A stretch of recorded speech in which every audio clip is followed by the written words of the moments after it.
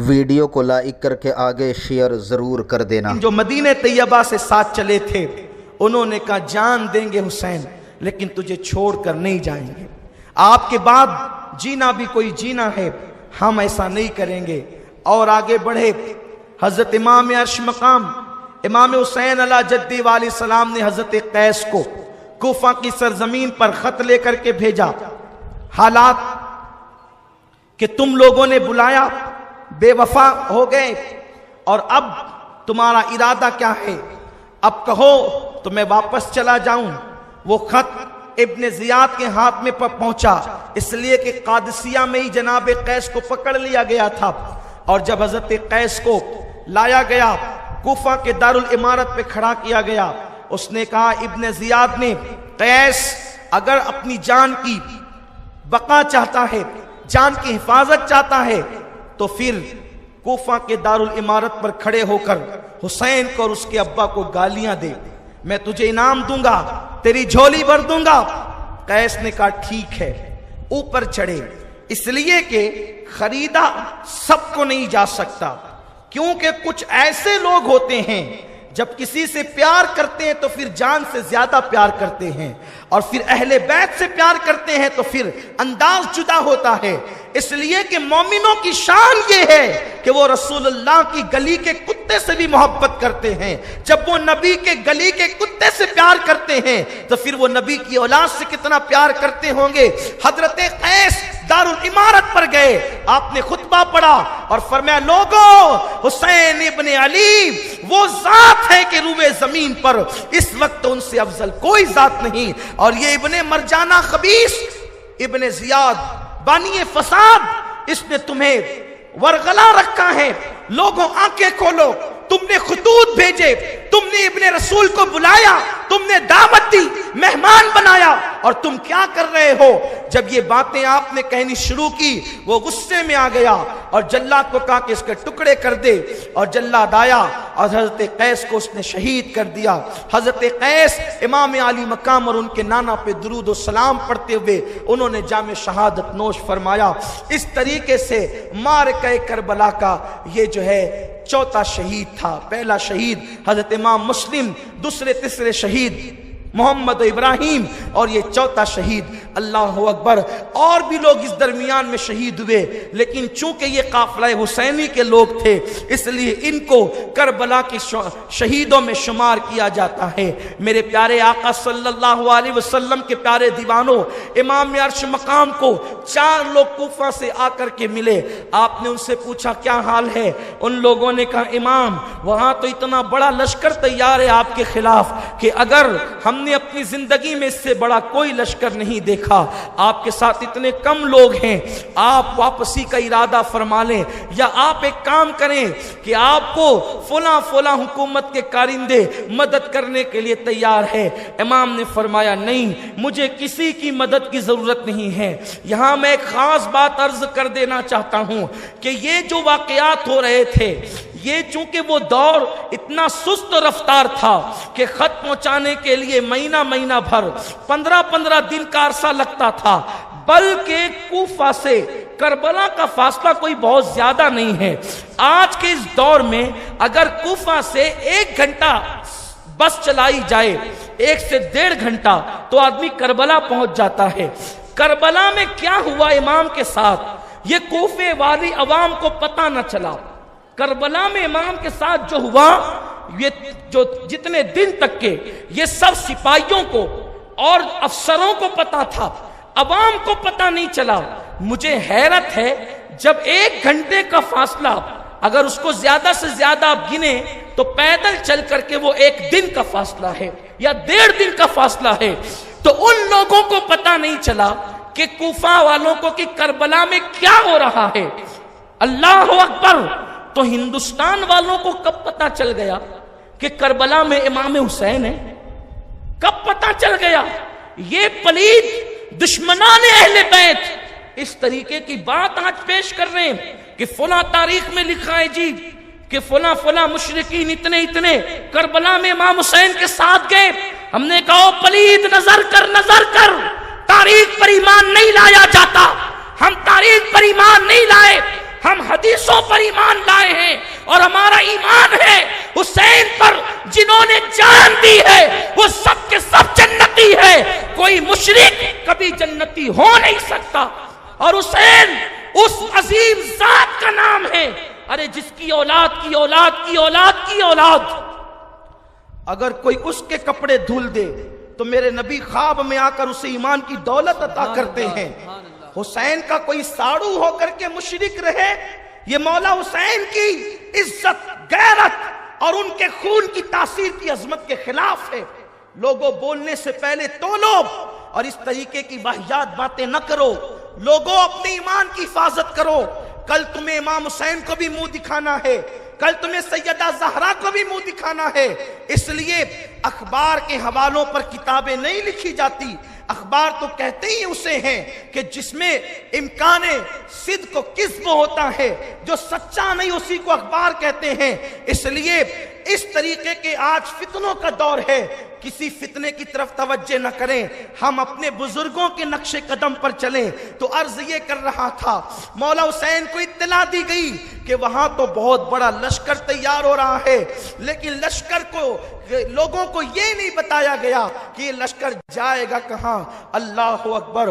مولا حسین نے پھر فرمایا ایک کام کرتے ہیں کہ ہم لوگ کوئی دوسرے راستے سے کہیں چلتے ہیں۔ حضرت امام مسلم کے بیٹوں نے، ان کے بھائیوں نے کہا مسلم کی شہادت کے بعد ہم زندہ نہیں رہنا چاہتے، یا تو ہم بدلہ لیں گے یا تو ہم بھی شہید ہو جائیں گے۔ مولا حسین نے فرمایا پھر تقدیر کی طرف بڑھو، تدبیر ناکام ہے، تقدیر کی طرف بڑھو۔ المختصر یہ کہ وہ قافلہ بڑھتا گیا، سامنے سے دیکھا 1000 کا لشکر لے کر حر آ رہا ہے، دو پیر چلچلاتی ہے۔ حر کو دیکھا، حر جیسے ہی آیا اس نے کہا حسین مجھے ابن زیاد نے بھیجا ہے تاکہ میں تمہیں اس کے پاس پہنچا دوں۔ آپ نے فرمایا حر باتیں بعد میں ہوگی، یہ بتا تیرے گھوڑے زبان باہر کیوں نکالتے، ہلتے کیوں ہے؟ کہا کہ مولا چونکہ اس نے ہمیں کہا تھا کہ جلدی جانا اور حسین کو پکڑ لینا، تو ہم اس کے حکم پر عمل کرنے کے لیے کہیں رکے نہیں، بہت تیز تیز آئے ہیں کوفہ سے یہاں تک، تو ہمارے گھوڑوں نے پانی نہیں پیا، میری فوج نے پانی نہیں پیا۔ میرے امام نے فرمایا باتیں بعد میں ہوگی حر، پہلے تیرے گھوڑوں کو اور تیری عوام کو پانی پلا لے۔ مولا حسین نے اپنے مشکیزے اڈیل دینے کا حکم دیا۔ یہ آل محمد کا کردار ہے، نبی کی اہل بیت کی شان یہ ہے، جو پانی بند کرنے والے ہیں انہیں پانی پلایا جا رہا ہے، جو مارنے والے ہیں انہیں زندگی دی جا رہی ہے۔ اسی لیے تو حضرت پیر مہر علی شاہ گولڑوی رحمت اللہ علیہ سے کسی نے پوچھا سید کیسا ہوتا ہے، تو فرمایا کہ وہ تو ماں کی طرح ہوتا ہے، جیسے ماں کو وفادار اور فرما بردار دونوں سے پیار ہوتا ہے، اسی طرح سید کو دوست اور دشمن سب پر شفقتوں کا انداز ہوتا ہے۔ وہ اللہ اکبر سید کرب و بلا، سید کربلا، اللہ اللہ، وہ اپنا پانی دیتے ہیں، گھوڑوں کو پلا، اونٹوں کو پلا، حر تو بھی تیرے ساتھیوں کو پلا۔ اس کے بعد کا بول کیا بات ہے؟ حر نے کہا آقا حسین میں تمہیں یزید ابن زیاد کے پاس لے جانے کے لیے آیا ہوں۔ آپ غصے میں آ گئے، تو مجھے قید کر کے لے جائے گا، تیری ماں تجھ پہ روئے۔ حر نے گردن نیچے کی اور مسکرا کے کہا حضور یہ اتنی بڑی بات آپ نے کہی کہ اگر عرب میں کتنا بھی بڑا مجھے یہ بات کہتا نا بہادر بہادر سے بہادر، تو میں بھی یہی بات کہتا، لیکن میں آپ کو جواب میں یہ نہیں کہوں گا کیونکہ آپ کی امی میرے نبی کی شہزادی سیدہ فاطمہ ہے، میں فاطمہ سے محبت کرتا ہوں، اس لیے جواب میں یہ بات نہیں کہوں گا۔ اس بات کو یاد رکھنا، آگے اس کی فضیلت ہم تمہیں بتائیں گے، اور اس راز سے پردہ اٹھے گا کہ حر نے جب کہا میں آپ کی ماں کی توہین نہیں کرتا، میں آپ کی ماں کی بے ادبی نہیں کرتا، کیونکہ آپ کی ماں بدغہ رسول ہے، نبی کے جگر کا ٹکڑا ہے۔ پھر امام نے فرمایا کیا کہنا ہے، میں تو تیرے ساتھ نہیں آؤں گا۔ تو حر نے کہا مولا میں اہل بیت کے محبوں میں سے ہوں، مجھے قطعاً یہ گوارا نہیں کہ میں آپ کو لے جاؤں، لیکن یہ پیچھے جو خبیث ہیں، چند جاسوس میرے ساتھ ہیں، میں رعایت کروں گا۔ یہ ابن زیاد کو لکھیں گے، بتائیں گے مجھ پر مصیبت بنائے گی، ایک کام کریں آپ میرے ساتھ چلیں تو صحیح، چلتے رہیں، جب رات ہوگی تو آپ ایک کام کرنا، عورتوں کا بہانہ لے کر آپ دور ٹھہرنا اور رات کو آپ نکل جانا۔ میرے امام نے کہا بہت اچھا، اور حر کو دعائیں دی۔ حر اپنے ساتھیوں کو لے کر کے رکا، اور رکنے کے بعد مولا حسین عورتوں کے خیال سے دور رکے، لیکن خیمے نہیں گاڑے، اور جب رات سیاہ ہو گئی تو اس جنگل سے نکل کر مولا حسین نکل پڑے۔ قافلہ چلتا رہا چلتا رہا چلتا رہا، لیکن جب صبح ہوئی، فجر کا وقت آیا، تو جب قافلہ اس مقام پر جا کر کے رکا کہ وہاں سے حر کے سپاہ نظر آ رہے تھے، اتنا چلنے کے بعد بھی حر کی فوج نظر آ رہی تھی، اور جیسے ہی قدم مولا حسین نے اس زمین پر رکھے، اس زمین کی ایک عجیب خصوصیت تھی، جیسے اس زمین پہ قدم رکھا وہ زمین پوری رنگین ہو گئی، لال ہو گئی، اور آپ نے جیسے قدم رکھا ایک آندھی چلی، وہ سرخ آندھی تھی، اور اس سے جو غبار اڑے اس سے مولا حسین کی زلفیں بھی لال ہو گئی، عورتوں کے دوپٹوں میں بھی لالی آ گئی۔ اس وقت لوگ رونے لگے، یہ کیا ہو رہا ہے؟ مولا حسین نے فرمایا معلوم کرو کسی سے یہ کون سی زمین ہے۔ جب لوگوں سے معلوم کیا تو کسی نے کہا اسے وادی طف کہتے ہیں، کسی نے کہا یہ نینوا کی وادی ہے۔ مولا حسین نے کہا اب ہم اپنی آخری منزل پر آ گئے، خیمے لگا دیے جائیں اور معلوم کرو یہ زمین کس کی ہے، اور جلدی جلدی سے اس زمین کی رقم ادا کر دی جائے۔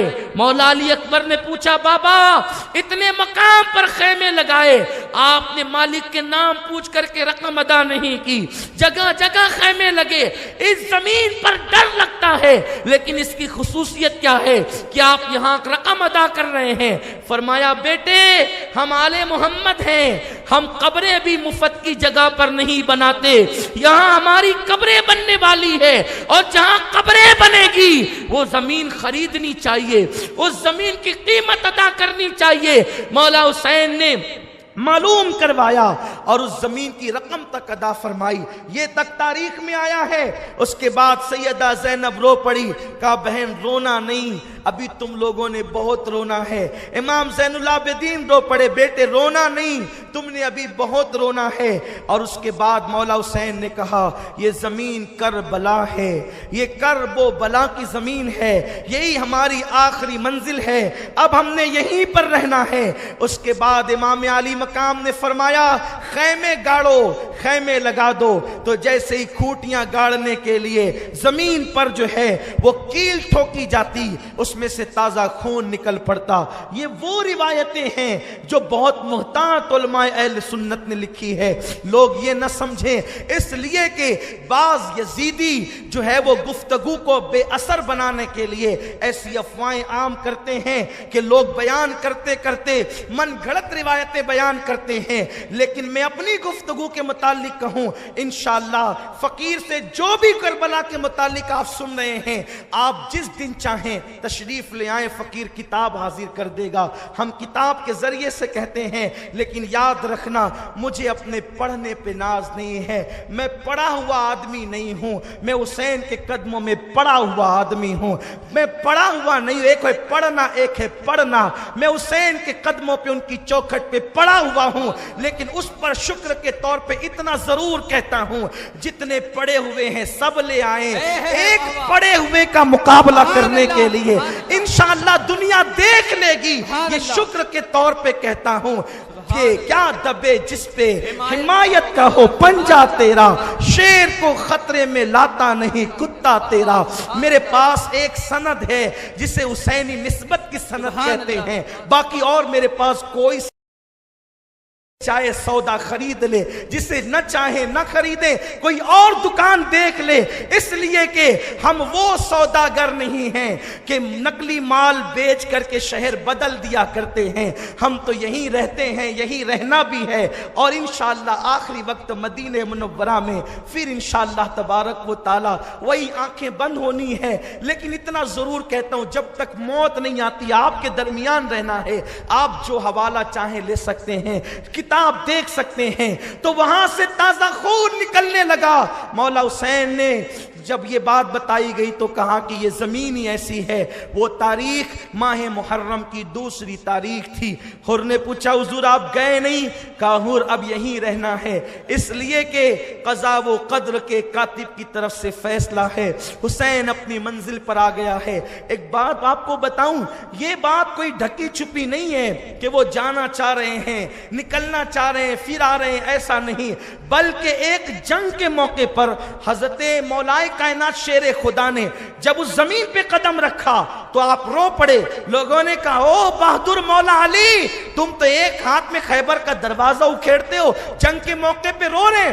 फरमाया कि रोना इस पर नहीं है कि मैं कहीं और जा रहा हूं, रोना इस पर है, रोना इस पर है कि ये करबला है। यहां पर मेरे बेटे हुसैन के ऊंट बैठेंगे, यहां बीबियों के कजावे रखे जाएंगे, यहां पर कब्रें बनेगी, यहां पर फुला का खून गिरेगा और फुला का खून गिरेगा। नबी के घर वालों को इतना सब कुछ मालूम है, लेकिन कोई हाथ उठा के दुआ नहीं करता अल्लाह ये मुसीबत टल जाए, इसलिए कि इम्तिहान में दुआएं नहीं की जाती, सब्र किया जाता है।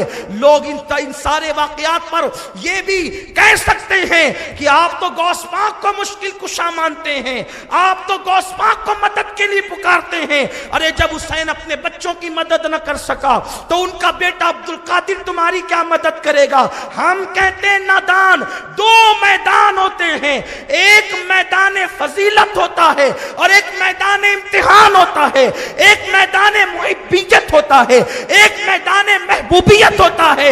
मुहिब्बियत के मैदान में इम्तिहान दिया जाता है, करामत नहीं बताई जाती, और महबूबियत के मैदान में करामतें बताई जाती, इम्तिहान नहीं दिया जाता। सुभान अल्लाह। हुसैन इम्तिहान के लिए बैठे हैं, इसलिए वहां करामत। अगर अच्छा लगा हो तो लाइक करके आगे शेयर ज़रूर कर देना। अल्लाह हाफिज़।